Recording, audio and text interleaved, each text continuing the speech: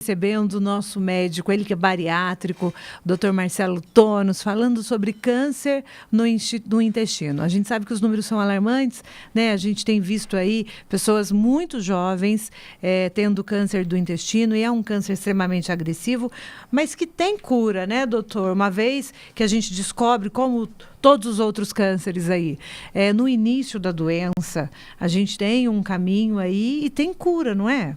O ideal é isso mesmo, fazer o diagnóstico precoce. Uhum. Eu costumo falar, qual que é a coisa mais importante no câncer do intestino? É a prevenção. Se você se previne, como prevenir? Não é só com colonoscopia. A colonoscopia é super importante. Uhum. Como eu falei, nós temos critérios para indicar ou não uma colonoscopia.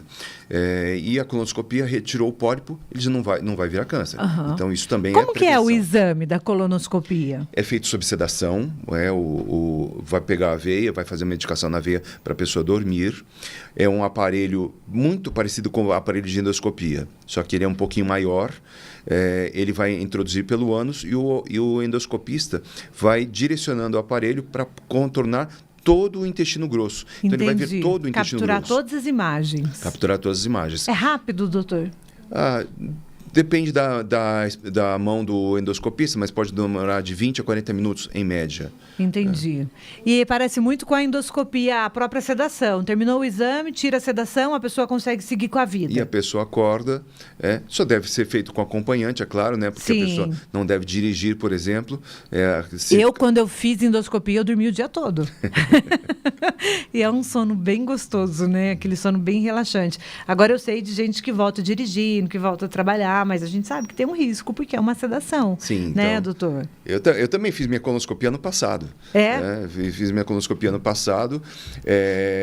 Acordei, estava grogue, minha esposa foi comigo para dirigir. Aí eu acho que ela parou na farmácia, se eu não me engano.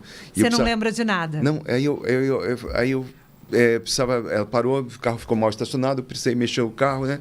Aí eu falei, ela chegou, vai para passageiro, deixa que eu dirijo. Você estava bem para dirigir já? Já estava bem para dirigir. Ai, que bom, doutor. A gente já tem aqui mais perguntas para o doutor Marcelo, hoje aqui com a gente, falando sobre câncer. Nina, pergunta para o doutor como saber se eu tenho HPV, se eu não tenho nenhum sintoma. E também se existe uma vacina para adulto. O HPV, você pode tomar vacina, eu acho que é R$1.000 essa vacina, né, doutor? Eu não sei o valor agora, mas já tem a vacina chamada tetravalente, isso, que é a vacina para o HPV.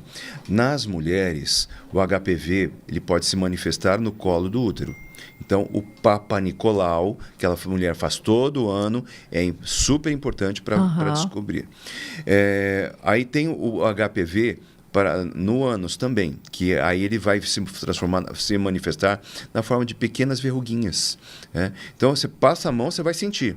Tá. Geralmente, o HPV anal é para quem tem relação sexual anal. Tá. Então, ele é mais comum em quem tem relação sexual anal mas é muito fácil do paciente perceber. Se autoexaminar. Se autoexaminar. Passou a mão, sentiu uma verruguinha, procura o médico. Procura o médico. Pra tirar. Eu vi que o Michael Douglas, ele teve o vírus HPV, o câncer, só que na garganta. É comum esse câncer? Pode, não é comum. Não é comum, mas pode acontecer sim. Ele pode pegar outras... Ter tido contato com o vírus, com o vírus, e o vírus desenvolveu. Ele é carcinogênico, né? O vírus aumenta a probabilidade de câncer. Tá. Mais uma perguntinha aqui para o doutor. O Rogério Teixeira mandou mensagem para a gente. Vamos ouvir. Oi, Rogério, bom dia. Oi, Nina, tudo bem? Aqui é o Rogério, bom dia. Você pode me mandar no sorteio, por favor? Obrigado. Eu perdi aqui a pergunta para o doutor. Tá? Obrigada, Rogério. Todos os dias. Beijinho para você, tá bom? A pergunta para o doutor. Oi, Nina, bom dia. Aqui é a Lília que está falando. A minha mãe teve câncer de intestino, com retal. Ela já faleceu, fez 6 anos. E a médica, quando descobriu o câncer, já falou para mim que eu tinha que ter um acompanhamento, por ser, né, primeiro grau, filha, né. Mas só que é o seguinte, a gente vai atrás, né, vai no clínico, ele encaminha para gastro e assim vai. E é um jogo de empurra, eu tô esperando o gastro, já vai fazer 1 ano, para poder ter um pedido de colonoscopia. Então é complicado, né, eu já tenho 52 anos. A minha mãe faleceu com 63.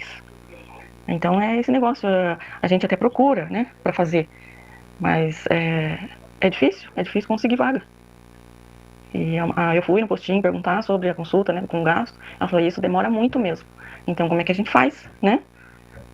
É uma pena mesmo a demora, né, doutor? Ela está fazendo, na verdade, mais um desabafo sobre essa demora, né? Lilian, você é um caso típico do que acontece na saúde no Brasil. Infelizmente, o SUS realmente tem uma lentidão muito grande. Por quê? Ele pega muita gente. Quando você consegue entrar no sistema, fica mais fácil, né? Ou seja, quando você conseguiu entrar no sistema do SUS para fazer a colonoscopia, depois as coisas começam a se tornar mais rápidas. Mas esse início, ele é realmente lento. Então, você tem indicação de fazer colonoscopia por 2 motivos já. O primeiro, sem dúvida, é por causa do câncer da sua mãe. Você falou que você está com 52 anos. Como eu falei, passou dos 45. Tem que acompanhar. A estatística, como eu falei, o ideal é fazer colonoscopia pelo menos 10 anos antes do diagnóstico do pai ou da mãe. Então, você está dentro do prazo ainda. Mas, por outro lado, você tem uma grande chance de ter pólipos intestinais, que esses pólipos deverão ser retirados durante a colonoscopia. Ô, doutor, você acha que falta campanha de conscientização para o câncer de intestino? Porque, por exemplo, a gente tem o câncer de mama, Outubro Rosa, é um mês inteirinho dedicado ao Outubro Rosa. Mas se esses números que são tão alarmantes de pessoas com câncer de intestino vêm aumentando, você não acha que falta um pouco mais de campanha em relação a essa especialidade? Há 2 anos atrás, mais ou menos, a Sociedade Brasileira de Coloproctologia instituiu o Maio Roxo, mês que vem. Eles instituíram o Maio Roxo como campanha de alerta para a população para procurar câncer de intestino, porque realmente o câncer de intestino cresceu demais. Então, a urologia tem o novembro azul, a mastologia tem o outubro rosa. Isso. Então está faltando o nosso, né? o Maio Roxo. Mas não é só em maio que a gente tem que pensar nisso, né? O ano todo. A gente tem que pensar no ano todo. Né? Suspeitou, tem que investigar. Mas eu acho que na medida que tem pessoas, no caso da Preta Gil, eu imagino que tenha tido um aumento de procura de pessoas querendo fazer o exame, querendo saber mais informações, porque se identificaram com a necessidade. Ai, olha, minhas fezes estão diferentes, realmente eu tenho um incômodo. E aí isso acaba criando uma pressa na pessoa e alertando pessoas que muitas vezes nem ouviu falar nessa possibilidade de câncer no intestino, né? Eu vi a declaração da Preta Gil. Eu achei muito interessante pelo seguinte: ela entendeu tudo que o médico falou para ela. Ela falou a estatística, falou a idade, a partir dos 45 anos, fazer colonoscopia, as alterações intestinais que ela teve. Então, ela realmente... O problema é que ela só foi entender depois de estar passando por isso, depois né? de estar passando por o isso. mundo perfeito é todo mundo entender isso antes, né, doutor? Então, lembra que ela também é a obesidade, eu diria que ela é a obesidade grau 1, provavelmente. Né? A obesidade também é um fator de risco. Como eu falei, o cigarro e o álcool são fatores de risco.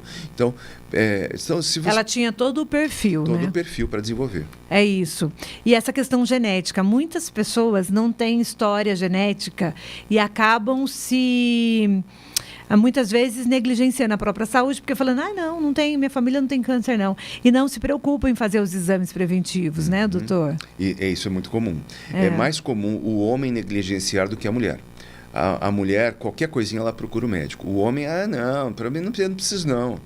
O homem vai protelando o máximo que ele puder. É isso. Aqui, perguntas para o doutor. Se eu tiver o vírus HPV, mesmo assim, a vacina adianta, doutor? Então, a vacina, o ideal da vacina é aplicar a vacina antes de desenvolver o vírus. Por isso que você falou 10 anos. Então, eu já vi estatísticas que eles estão falando em torno de 9 anos. Começar a vacina do HPV a partir dos 9 anos, que ainda não começou a vida sexual. Né? Então, o HPV é um vírus que pode ser transmitido principalmente pela via sexual.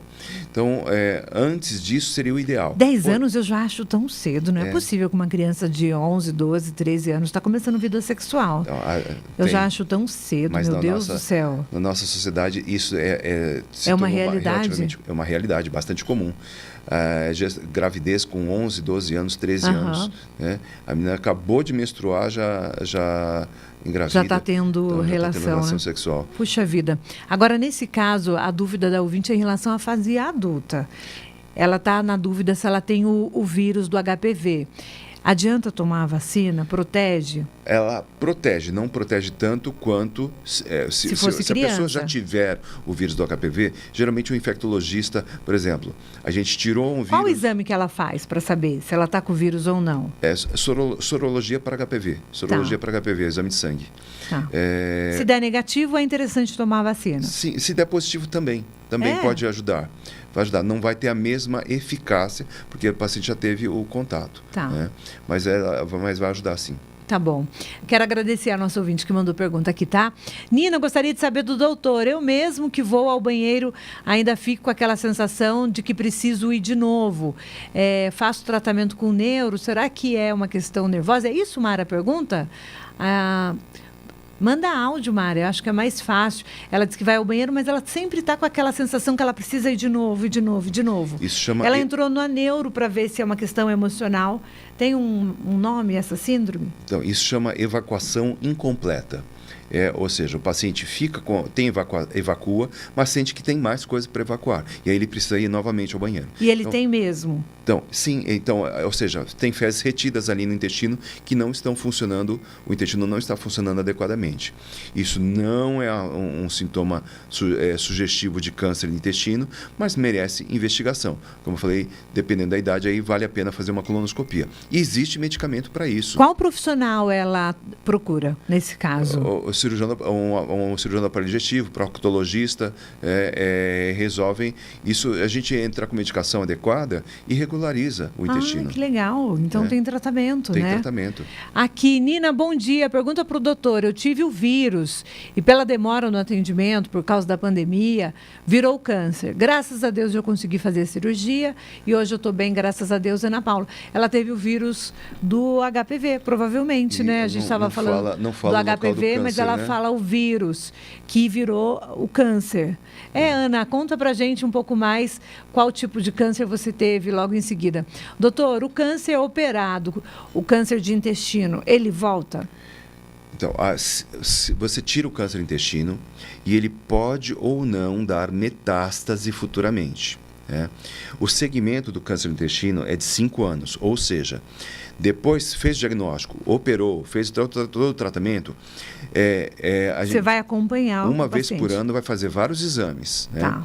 Os exames são, por exemplo, colonoscopia, tomografia ou ressonância de abdômen, CEA, que é o CEA, é um exame de sangue, que é um marcador tumoral, chama antígeno carcinoma embriogênico, para pesquisar tumor.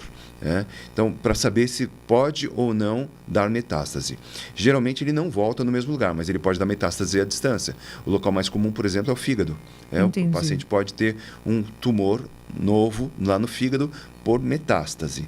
Então, por isso que é importante fazer o segmento. Vai continuar sendo acompanhado, né? Um beijinho, tá, Ana? Obrigada pela sua participação. Mais uma pergunta para o doutor, a Hilda. Oi, Hilda. Bom dia, Nina. Bom dia, doutor. Doutor, uma ouvinte acabou de falar que a mãe dela Desculpa, uma ouvinte acabou de falar do câncer da mãe dela e ela seria propensa a esse diagnóstico. Minha irmã teve câncer, mas alguém da nossa família, no caso, pode desenvolver essa doença? Entendi. Bom, eu falei agora há pouco sobre o oncogene. Oncogene significa a transmissão genética. Se os pais transmitiram ou não para os filhos o gene de câncer. A gente considera que se algum pai ou mãe teve câncer, provavelmente o filho terá o oncogene. Não significa que todo mundo que tem oncogene vai ter câncer. Vai desenvolver. Não vai desenvolver. Por exemplo, por que tem gente que fuma a vida inteira e não tem câncer? Provavelmente porque ele não tem o oncogene. Então, se a pessoa que tem um oncogene e fuma, ela aumentou a sua possibilidade de câncer demais. Então, mas a gente nem sempre consegue saber se o paciente tem ou não oncogene. Então, a prevenção fica um pouquinho mais direcionada, um pouquinho mais rigorosa para evitar que esse paciente desenvolva câncer. Por exemplo, fazer exame regularmente a cada 1 ano, a colonoscopia? Para uma pessoa dessa ou não? A colonoscopia a gente indica. Hoje o protocolo é todo mundo acima dos 45 anos, se não tiver sintoma nenhum. Acima dos 45 anos, a cada 5 anos. Só precisa fazer colonoscopia a cada 5 anos. Lembra que eu falei que então o câncer... não é um câncer que desenvolve rápido. Então, ele é de crescimento igual a lento. mamografia, por exemplo, que a gente tem que fazer a cada 1 ano, né? A mamografia de um ano para outro pode mudar. Pode mudar. Mas o câncer do intestino, ele é de crescimento lento. Então, ele demora, até ele virar câncer, vai demorar no mínimo 7 a 11 anos. Tá. Então, ele demora. Então, se o paciente fizer a cada 5 anos... Tá ótimo. Se o paciente tiver pólipos, mudou a história. Apareceram pólipos no intestino, aquelas verruguinhas. Tirou os pólipos, a gente viu que é um pólipo com risco de malignização. Ele não te pertence mais, já foi retirado. Porém, aí a gente reduz o tempo para 3 anos. Aí a gente faz colonoscopia de 3 em 3 anos. Legal. Aqui, Nina, eu tenho 50 anos e retirei a vesícula. Eu tenho muita diarreia. Será que é necessário fazer uma colonoscopia? Isso tem alguma comum. conexão, diarreia, vesícula?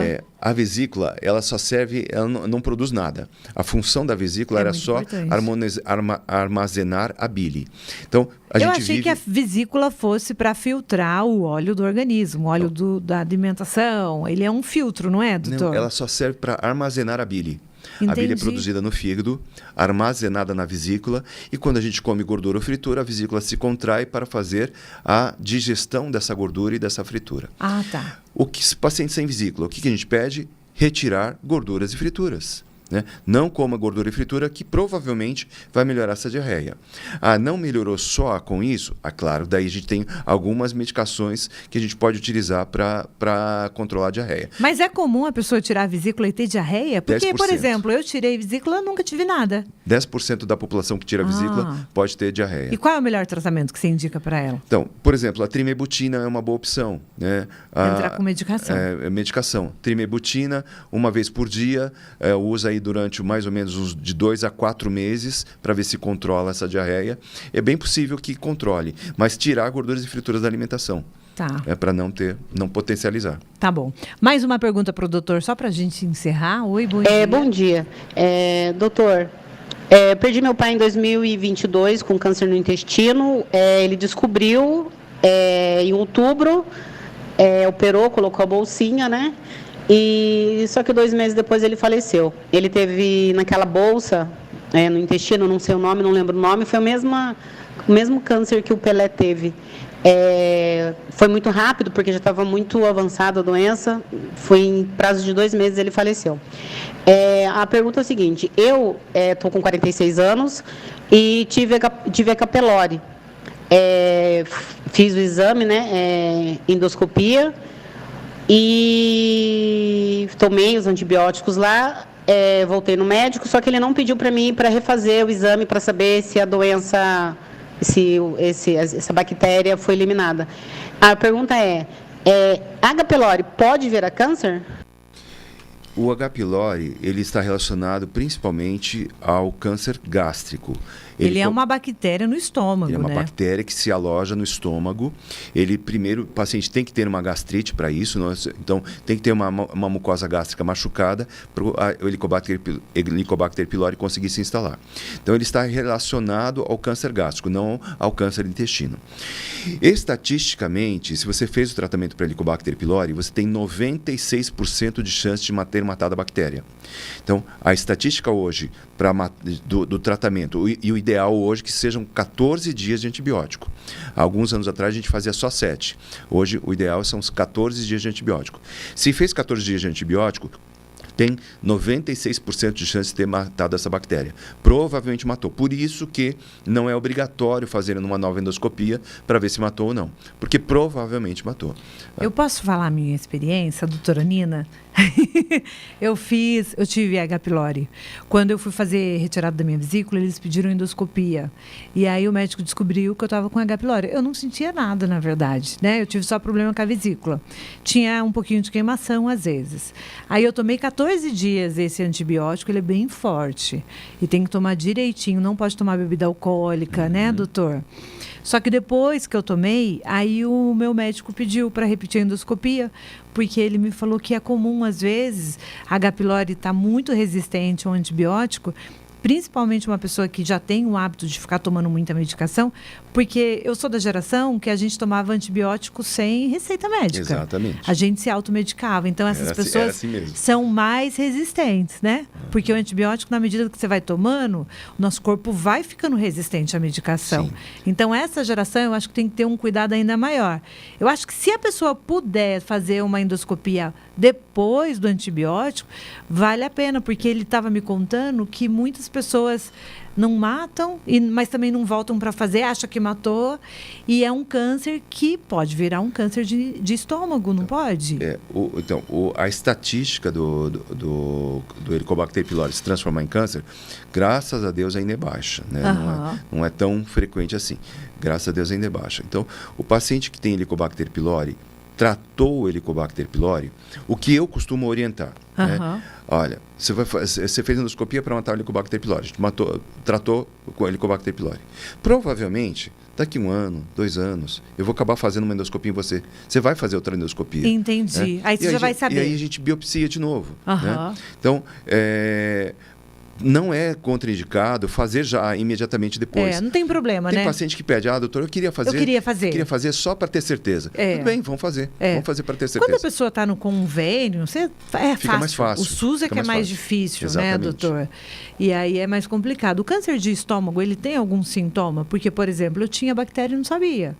E aí, na época, eu lembro que eu perguntei para o médico, nossa, como que eu peguei essa bactéria aí? Aí ele falou, alimento mal lavado, né? Porque a gente come muito na rua. É isso mesmo? Você tem alguma observação para fazer? Pode ser adquirido de várias formas. Por exemplo, tem relatos de beijo. É mesmo? Transmissão por beijo, transmissão por talheres, transmissão pelo próprio aparelho de endoscopia, transmissão por alimentos. Então, é multifatorial. Como eu falei, o paciente tem normalmente que ter... via oral, então, a infecção. Via oral. Entendi. Normalmente o paciente tem que ter uma gastrite, ele já tem que ter um machucadinho no estômago para conseguir desenvolver o Helicobacter pylori. Por exemplo, eu sei que estômago saudável, por exemplo. Você gosta muito de um cafezinho. O tempo todo. O café, ele é irritante gástrico, né? Ele vai causar gastrite. Então, você não tem sintomas, mas ele costuma causar irritação. gástrica. Então, estima-se que 60% da população que tem gastrite terá Helicobacter pylori. E tem as gastrites emocionais. Tem gente que tem gastrite porque está trabalhando muito, está estressado, está ansioso, e aí também é um canalzinho aberto para você ter uma bactéria ali, isso? Sem dúvida. O estresse é um fator predisponente. Como eu falei, o café, o cigarro. Então, criança, por exemplo, que não tem gastrite, também não tem chance de ter H. pylori. Se essa criança comer um alimento mal lavado. É bem mais difícil a gente encontrar Helicobacter pylori na criança. Mas também pode ser por outro fator. Por exemplo, a gente não faz endoscopia em criança com frequência. Né? Eu nunca vi uma criança que tenha feito. Então, a pediatria às vezes pede endoscopia lá. Às vezes eu vejo lá com 8 anos pedindo endoscopia. Mas é muito menos frequente a gente fazer endoscopia na criança. Então, a chance da criança ter Helicobacter pylori é bem menor. Eu tenho irmãos que nunca fizeram endoscopia. Eu acho que falta um pouco de comunicação da medicina, de incentivar essas pessoas, porque eu acho a endoscopia tão importante, porque normalmente cânceres assim demora muito a dar os sintomas, os sinais, e a pessoa fica se sentindo muito saudável e às vezes pode ter uma H. pylori, como foi o meu caso, sem saber. Sem saber, né? Exatamente. Então eu acho que tinha que ter pelo menos uma idade, olha, a partir de 40 anos, vamos todo mundo fazer endoscopia, só para ver se está tudo bem. Mas né? Isso que você falou é verdade. Mais ou menos isso mesmo. Falta um incentivo, sabe, doutor? Se tiver algum sintoma dispéptico pode ser queimação, refluxo, azia. Então, tem algum sintoma dispéptico, a partir dos 40 anos, merece fazer endoscopia para investigar. Legal. Aqui, só para a gente encerrar, tá, gente? Eu estou recebendo aqui várias perguntinhas e eu fico angustiada, porque a gente quer ajudar todo mundo, né, doutor? Mas eu sei que eu tenho que liberar ele. Nina, há uns anos atrás, eu fiz colonoscopia e aí deu a doença de Crohn. Eu disse que às vezes, as fezes que fica parado no intestino. Não fui mais no médico. É perigoso? Bom, a história está meio... A doença de Crohn, o que é, doutor? É Crohn. Crohn. Doença de Crohn. A doença de Crohn é aquela doença inflamatória intestinal. No intestino. Ela fala que, Nina, é fezes que fica parado. É isso mesmo? Não. Então, não, a doença de Crohn, bom, eu não sei se escreveu errado, mas vamos falar um pouquinho do Crohn. O Crohn é uma doença inflamatória intestinal autoimune, ou seja, o organismo produz anticorpos contra ele mesmo. Se você tem o intestino preso, não precisa ficar preocupada em desenvolver uma doença de Crohn. Pode ter. Tanto intestino preso quanto solto podem aparecer na doença de Crohn. Mas, assim, o Crohn é a estatística mais baixa, bem mais baixa, então a gente fica mais tranquilo. Geralmente o paciente vai ter dor abdominal, sintomas comuns: dor abdominal, alteração das evacuações, pode ser intestino preso ou solto, muco ou sangue nas fezes. Aí você fala, nossa, estou com câncer. Não, às vezes é a doença de Crohn. Então, por isso que tem que fazer o exame. Daí tem sintoma, sem dúvida tem que fazer o exame para investigar. Tá bom. Eu vi um dia desse uma influenciadora fazendo um exame, doutor. Eu não vou lembrar o nome do exame agora, mas era para tirar as fezes parada, porque ela queria ficar com o abdômen bem definido, bem marcado, e ela disse que fazia de não sei quanto tempo esse exame para realmente trincar o abdômen e que tinha muitas fezes paradas ali. Aí eu vi a internet, muita gente criticando, falando que tinha um problema, é um risco para a saúde, que tudo tem limite nessa vida. Eu não sei se você chegou a saber desse caso, que agora está virando uma tendência as influenciadoras fazer isso. O exame de tirar a fezes parada. Isso é prejudicial? Influenciador é aquele que não sabe nem o que está fazendo, está querendo influenciar outras pessoas. Isso é uma sabe baita menos besteira, ainda, né? Gente. Não tem sentido isso. Nós temos uma fisiologia, ou seja, o organismo funciona. Deus nos criou perfeitamente. Então, nós funcionamos de uma forma correta. Querer tirar fezes para murchar a barriga... Para estética? Para estética, eu acho um absurdo. Né? Porque o intestino vai produzir novas fezes. Né? Não faz sentido nenhum.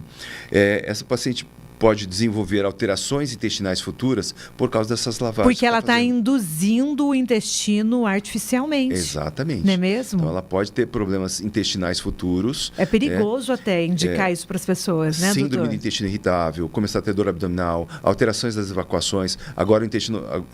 É muito comum o paciente que faz lavagem direto começar a ter intestino preso. Piorar o intestino preso. Porque você deixa o intestino preguiçoso? Exatamente, porque ele não está funcionando fisiologicamente. Então, isso eu acho uma baita de uma besteira. É isso. Doutor, eu quero agradecer pela sua presença aqui. Posso fazer um resumo do câncer do intestino? Pode, deve. O que é importante no câncer do intestino? A prevenção. Como é que a gente previne? Primeiro, evitar cigarro. Não fumar mesmo, não fumar. Cigarro é extremamente carcinogênico. E isso serve para tudo que é câncer. Álcool, fazer atividade física, o sedentarismo leva as pessoas à obesidade, que favorece o câncer. Então, evitar álcool, cigarro, sedentarismo. Fazer atividade física. Ingerir fibras, comer fibras, cereais, vegetais, verduras. Isso é super importante, porque isso vai regularizar o funcionamento intestinal. Se a gente comer cereais, como eu falo cereais, linhaça, aveia, pão integral, qualquer cereal, comer cereais é super importante. Verduras e frutas. Isso vai fazer o intestino funcionar bem e previne o câncer do intestino. E água. Tomar bastante água. O intestino, ele é água, né? As fezes, o cocô, ele é água. Para quem tem intestino preso, por exemplo, a gente pede para chegar a 3 litros de água por dia. É água para chuchu. Não acho, eu acho tão pouco a garrafa da Nina. A sua garrafa deve ter uns 5 litros. Você toma rapidinho, né, doutor? Mas água é hábito, né? Não é sede, é hábito. Exatamente, você tem que beber água mesmo sem vontade. Isso. Senão vai ter problemas urinários, problemas intestinais. E é engraçado, a gente recebe a nutricionista aqui toda terça-feira, a Thaís Vilauta, e ela fala, as pessoas que não tomam água, o organismo ele precisa de água, 80% do organismo é água. E aí ele vai buscar onde quando não tem água? Das fezes. Aquela água volta, né? E aí não é possível uma pessoa, um adulto, ter que ser convencido a tomar água. Mas tem verdade. muita gente que tem dificuldade, né, doutor? Exato. Fala, eu não sei por que eu tenho intestino preso. Você vai ver a rotina da pessoa, não come frutas e verduras, não come fibras e não toma água, né? Não faz o básico, né, doutor? Exato. 80% das fezes são água. Se a gente conseguir separar o que é as fezes do sólido e líquido, 80% é água.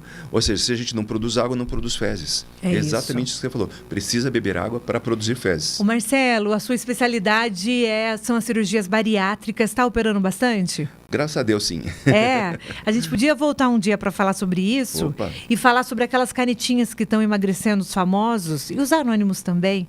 Não sei se você ficou sabendo, em São Paulo está uma onda de assalto às farmácias. As pessoas estão roubando aquela caneta porque o custo dela é R$1.000. Cara. E existe um mercado negro muito grande que as pessoas estão comprando essa caneta na internet para emagrecer.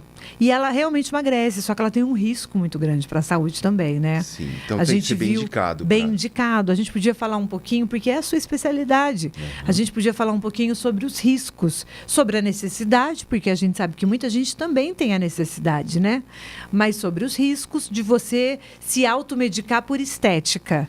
Se quer se automedicar por estética, faça isso, mas com acompanhamento, né, doutor? Exato. Porque é possível, né? Por exemplo, aquela pessoa que já é mais ou menos, está um pouquinho acima do peso e quer usar caneta para emagrecer.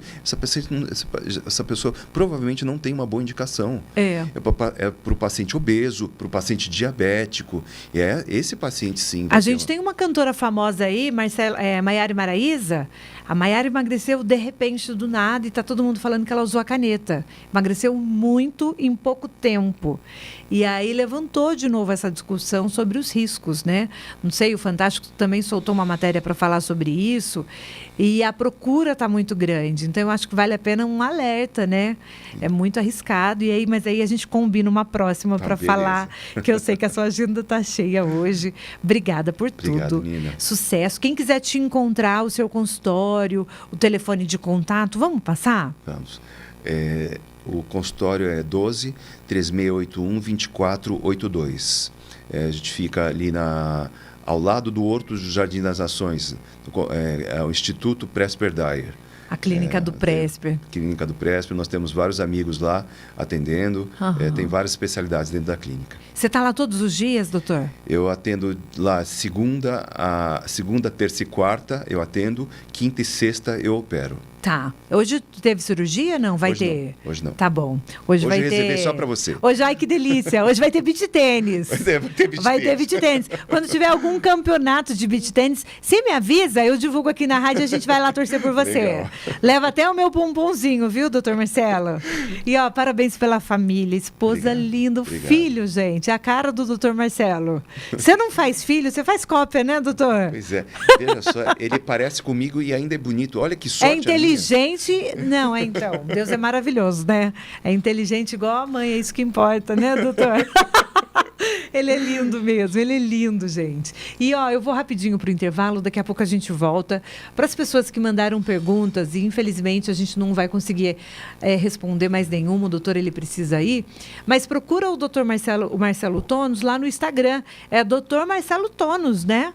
Isso, e aí vai lá no Instagram. DR de doutor Marcelo Tonos, tudo junto. Manda mensagem, ele responde, segue. Sempre tem vídeos maravilhosos falando de saúde. E aí no mês que vem a gente volta para falar do câncer de intestino, que é um mês, então, de campanha, de conscientização, não é isso? Exato.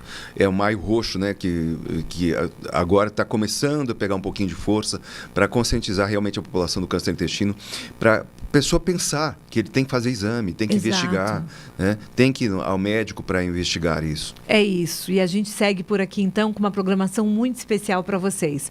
Vamos de música. Christian e Cristiano, curtem aí.